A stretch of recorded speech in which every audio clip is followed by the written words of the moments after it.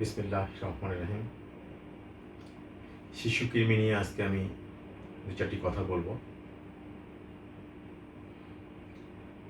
সাধারণত 2 বছর পরে শিশুদের কৃমি ওষুধ খাওয়াতে হয়। তবে চিকিৎসক যদি মনে করেন কোনো শিশুর কৃমি আছে আগেই, 2 বছরের আগেই, সেক্ষেত্রে চিকিৎসকের পরামর্শে কৃমি ওষুধ খাওয়ানো যাবে। ঠান্ডা বা গরম, দিন বা রাত কোনো ব্যাপার না, যে কোনো সময় কৃমি ওষুধ খাওয়ানো যায়।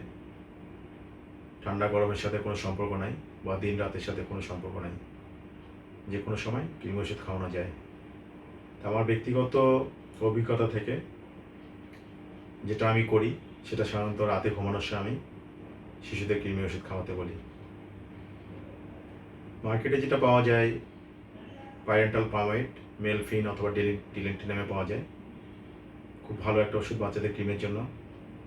এছাড়াও অ্যালবেন্ডাজল পাওয়া যায়, অ্যালবেন এবং অ্যালমেক্স নামে। সোলাস মেবেনাজল নামেও কৃমি ওষুধ পাওয়া যায়। প্রত্যেকটাই খুবই ভালো এবং অত্যন্ত কার্যকরী।